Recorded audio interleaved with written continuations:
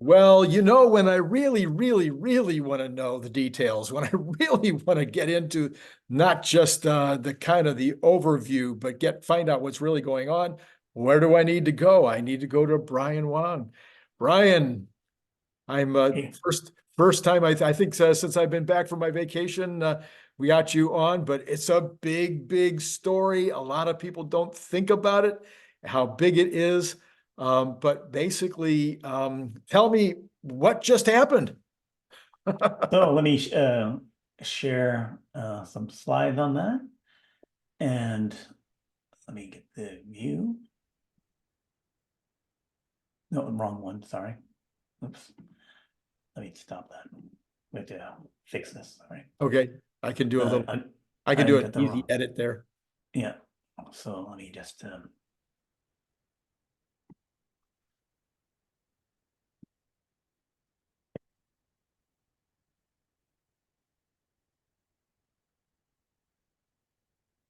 I picked the wrong, why did it keep giving me the wrong one? Sorry. I gotta close this one and then get,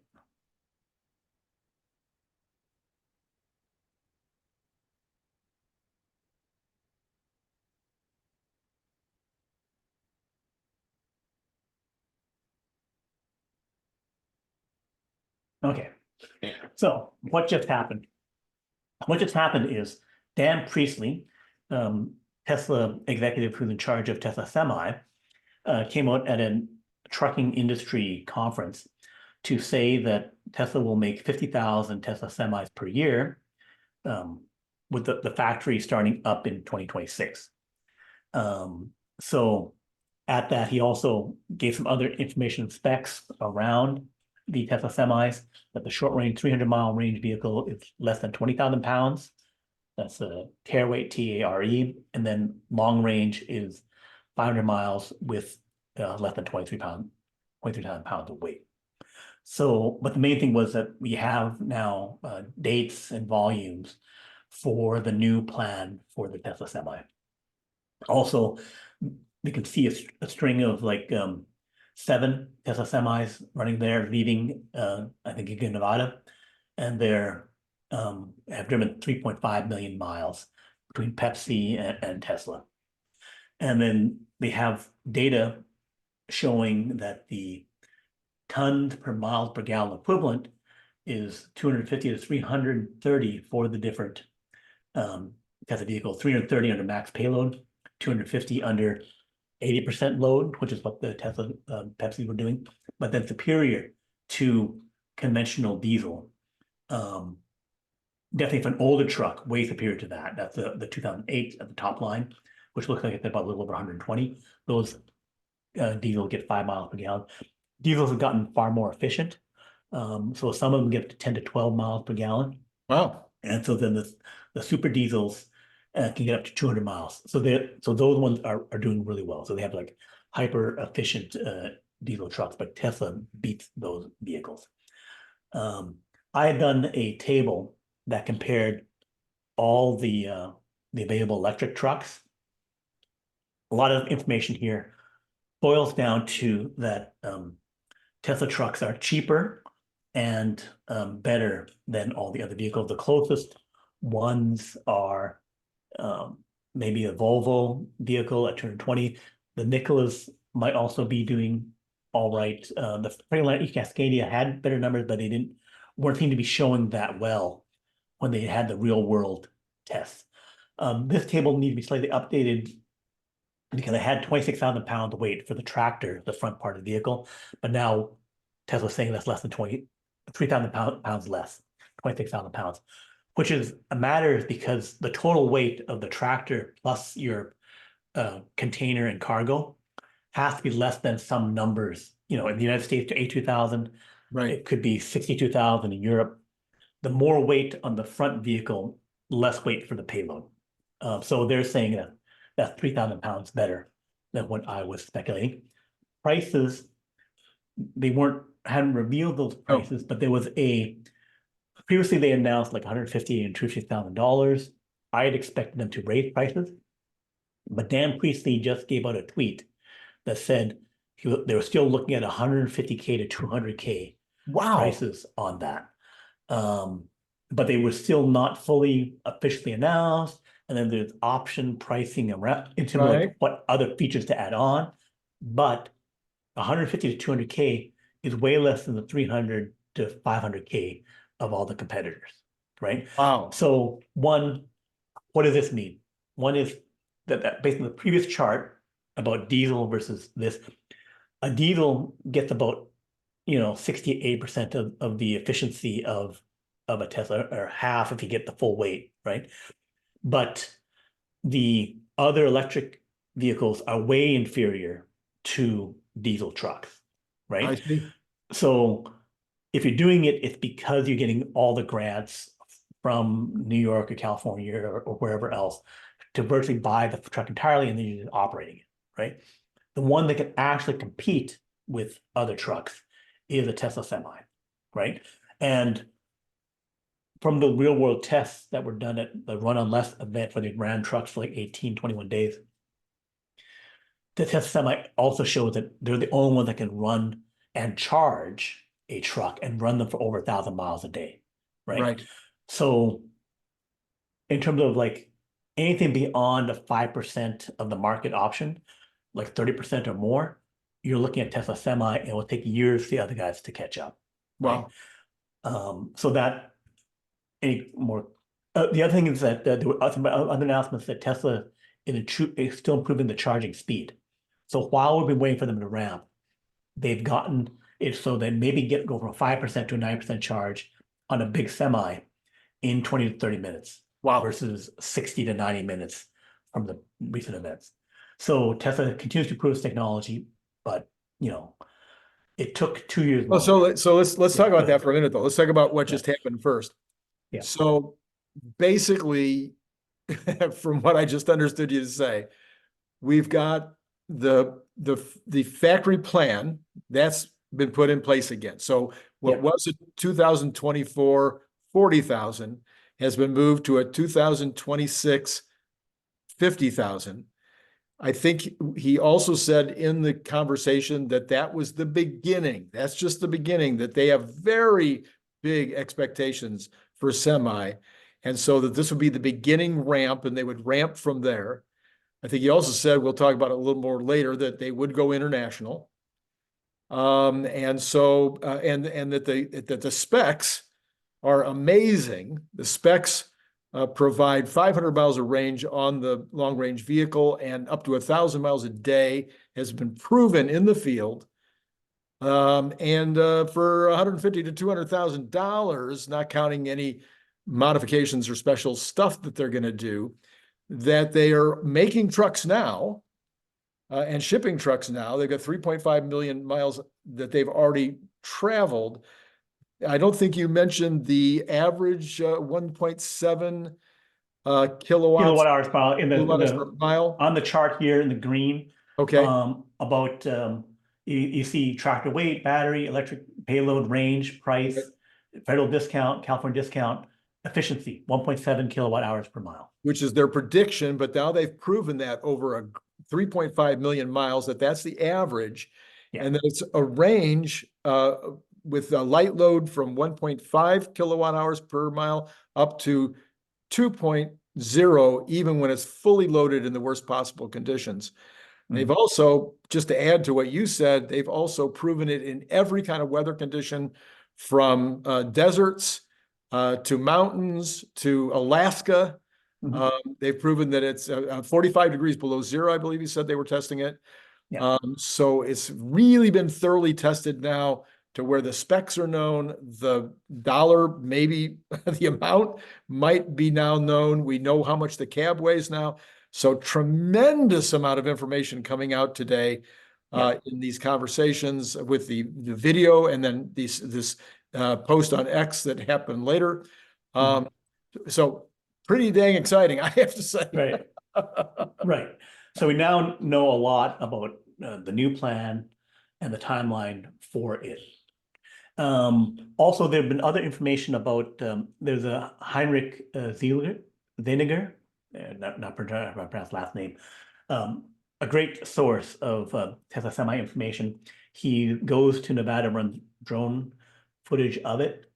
He says that that they've increased production in the phase before we go to the factory, and we're going to discuss that in our next section, talking about why the 2-year delay and what's happening during that time.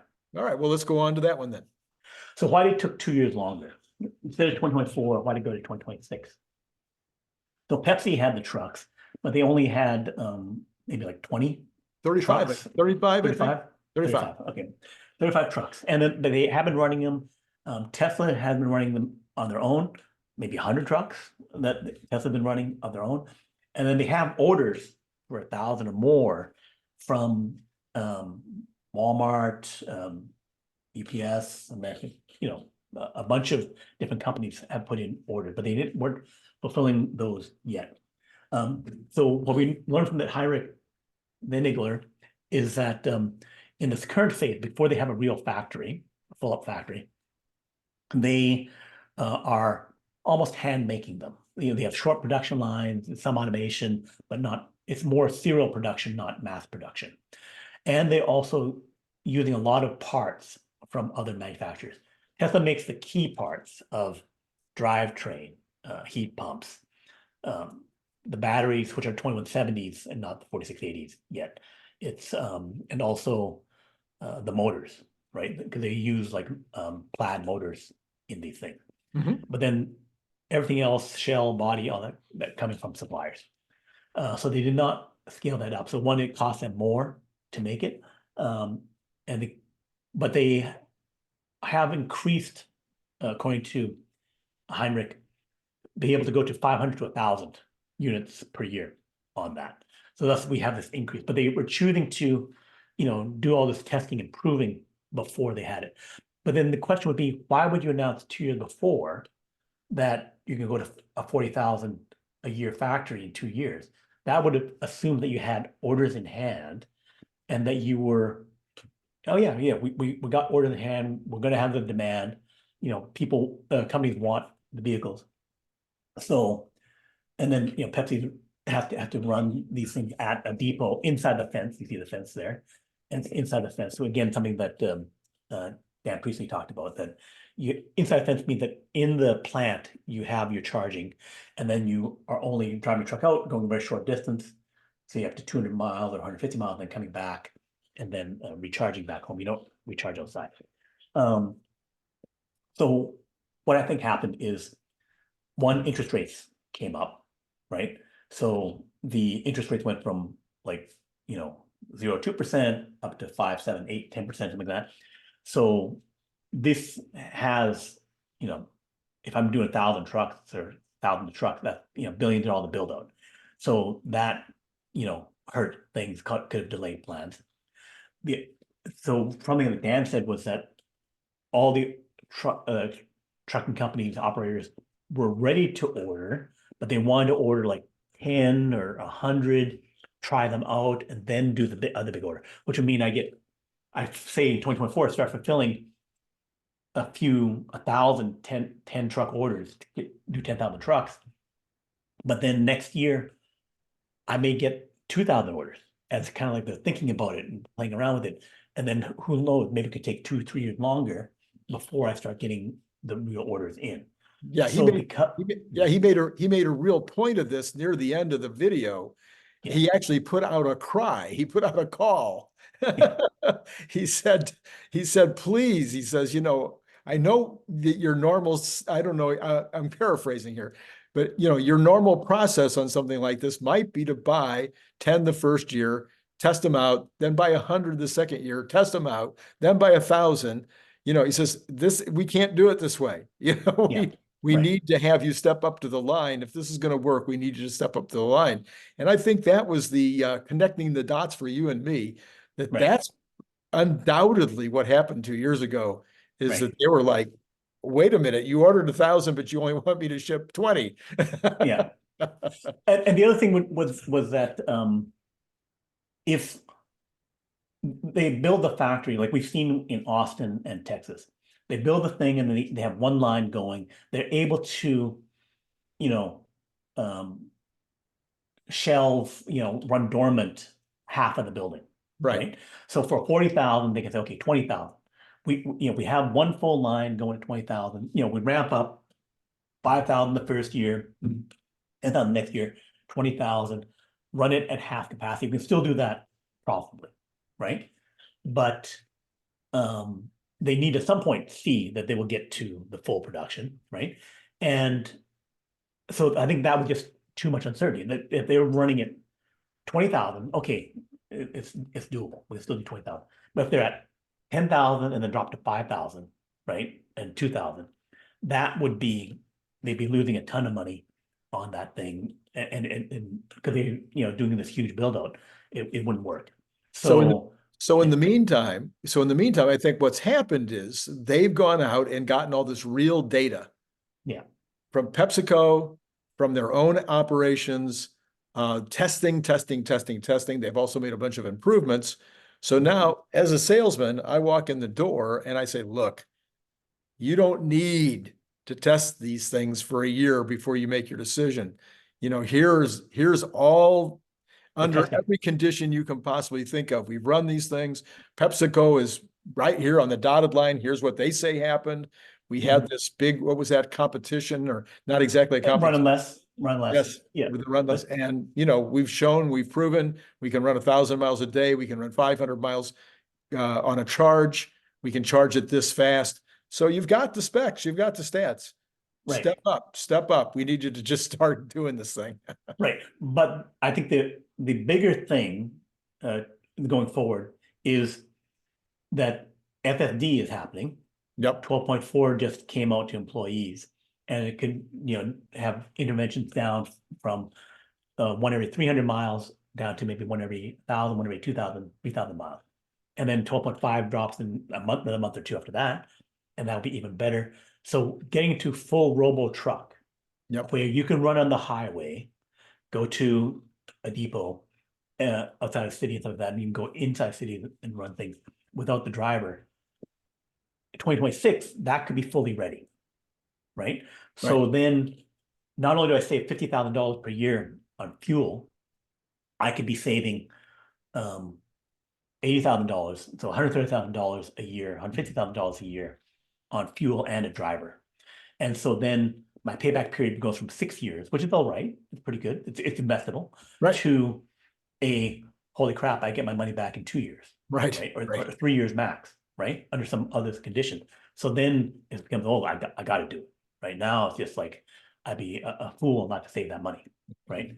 So I think that is, and also for Tesla, fine, other guys don't believe it. I don't believe your FSD. Tesla believes in FSD. They need a lot of trucks. They can also say, just like SpaceX for Starlink, if you don't buy it, I know the numbers are good, I will buy it. Right. And then I'll be competing with you, if you don't like that, buy a truck. Right? Exactly. So then they could go at a few thousand, they could say, okay, yeah, we'll make, thousands of these trucks for ourselves. We'll be the main demand to at least get us up to us, Pepsi, Walmart, the other guys that are on. It's enough for us to greenlight the project at 50,000 per year. Exactly. Right? So I think this just clears up so much. I mean, I've been sitting here wondering, I've wondered aloud month after month, what is happening with semis? We speculated about not enough batteries. We speculated, oh, well, maybe there was a bunch of problems that Pepsi ran into. We've had all the speculation. I think this guy really nailed it, during this talk that he gave by saying, come on, guys, you need to step up the line. I mean, as a sales guy, I've been in this position, sitting before the buyer. It's like, well, yeah, let's test it out in one location or whatever. And you're like, yeah. What do you need to test? So now they've got, and my guess would be that part of the reason to go ahead at this point is they've also had maybe the Walmarts and the Pepsis and some of these other ones say, okay, no, we don't need to test. We buy your numbers, and maybe got enough confidence now to be able to say, okay, now let's jump on it. I think that's exactly what happened.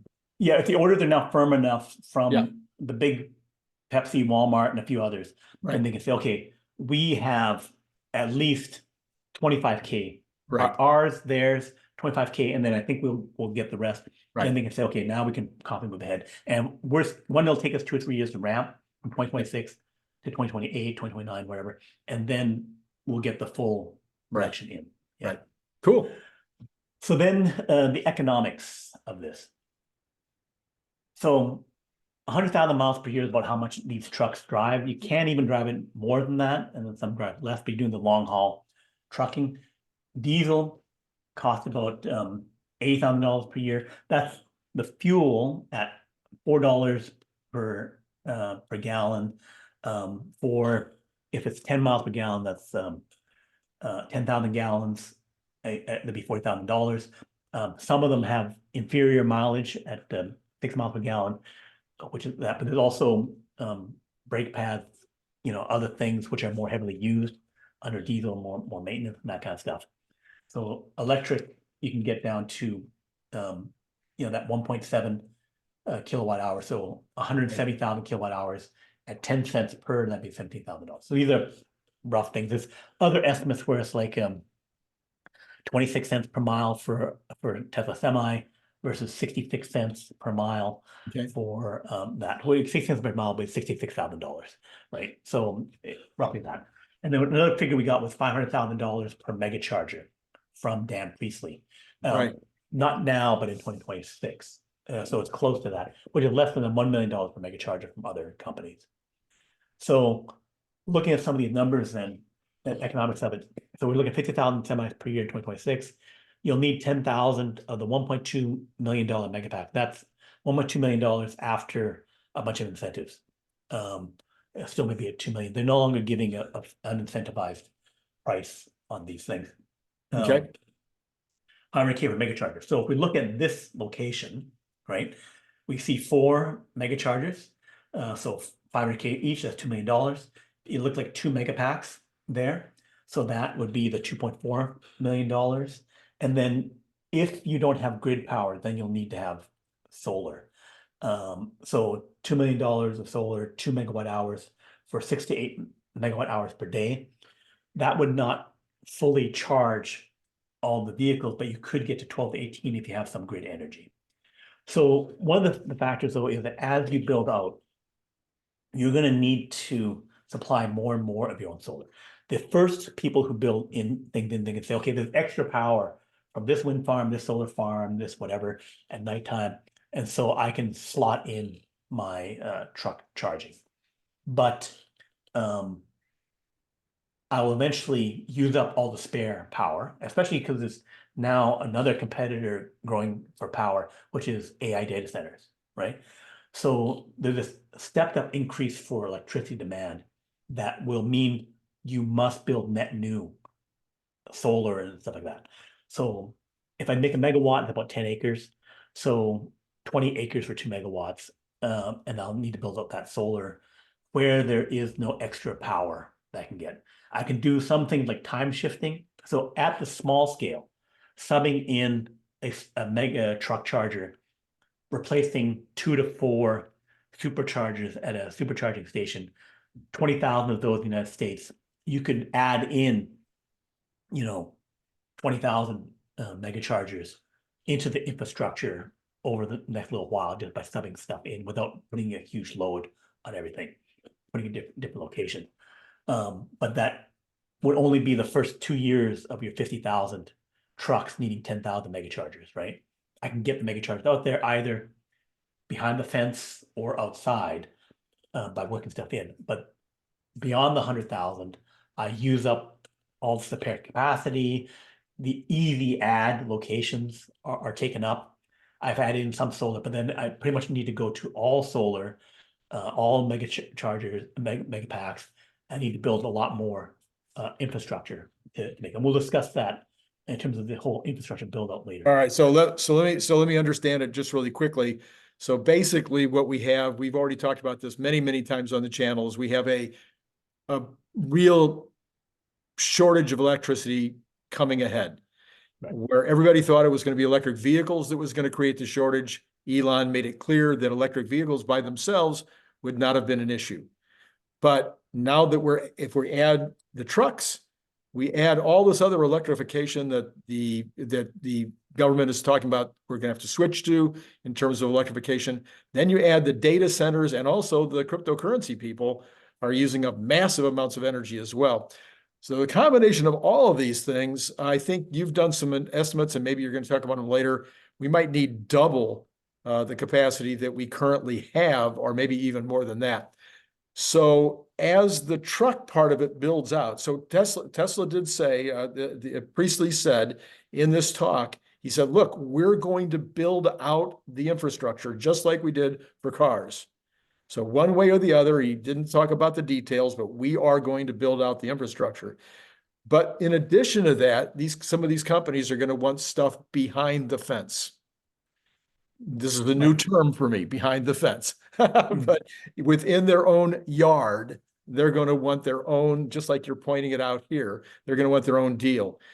And whether it's Tesla or whether it's these trucking companies, I think what you're trying to say is probably these people, all of them, Tesla and everybody else, better start thinking in terms of solar backup or solar production for almost 100% of this capacity, because that's going to be the only way you're going to get it done quickly. You might say, oh, I want to put in my system. You go to the utility and they're like, well, yeah, we'll slot you for 5 years out, but that's the soonest we can promise you that we can deliver this kind of quantity. Is that kind of what you're saying? Right. That's what I'm saying. That one, in terms of the delay into making a big power plant, 10 years in US and North America, and Europe, if you're lucky. Yeah. Right. Maybe 5-6 years for a natural gas, whatever plant, but then there's no extra supply of natural gas. Coal, you don't want to build that. No. So 10 years to do that. 5 years in China. There are, and I follow all that technology closely, about potential new, smaller nuclear reactors, blah, blah, blah. Not going to start happening before 2035 in a meaningful scale. Wow. You're lucky to have a first of a kind in 2030, first of a kind. But that first of a kind means I need to have potentially, 1,000 giant nuclear reactors or whatever.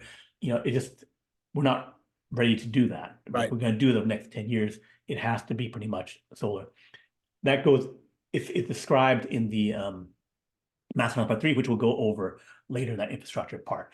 But basically, anything fast, because I can't build grid fast, I can't build power plants fast.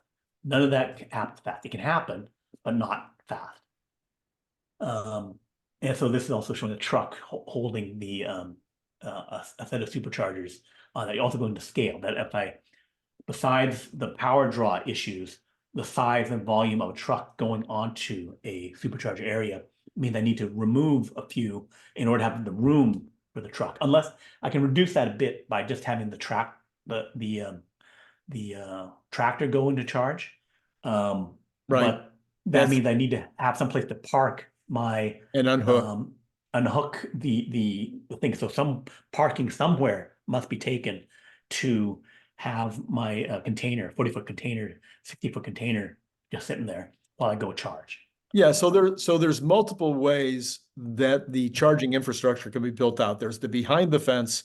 There is Tesla's own facilities that already exist, adding on some for truck level work or semi-truck level work. Then there's Tesla putting in their own new mega charging stations, which would be specifically designed for the trucks. And then finally, there would be independent entrepreneurs who either already have these truck stops or who would be interested in getting into the business, who will be building these truck stops out. But in every single case, they're faced with and there's also location-based chargers. So there could be chargers at a mall. There could be chargers at a distribution center. There could be chargers at, the other end of the line if it's a factory that's got like Tesla, having their factory in Reno and their factory in Fremont and their factory in Texas, and needing to move things back and forth between these factories. You could have behind the fence facilities at all three locations, and that's going to reduce the amount of time that you need to charge in the field. So all of these are possible, and there's probably more, but those are the ones I think we know about.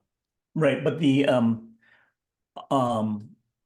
tiny charging, like you said, at a mall or something like that, that can work for cars and kind of No, not well. I'm talking about literally behind the building where they're actually dropping stuff off. Okay. There could be, especially there could be, like we talked about before, maybe you only get a 15-minute charge, Mhm.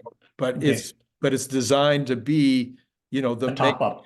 mega, Okay. it's a top off, but it is a mega charger. Okay. Okay. I'm don't think there'd be many locations that can handle that I without see. a substantial grid build on. Some places, maybe some industrial parks might be able to do it, but again, it would probably be several years, and you probably need to add solar if you're gonna do any meaningful number Yeah, of well, trucks. okay, but that comes down to what we're talking about.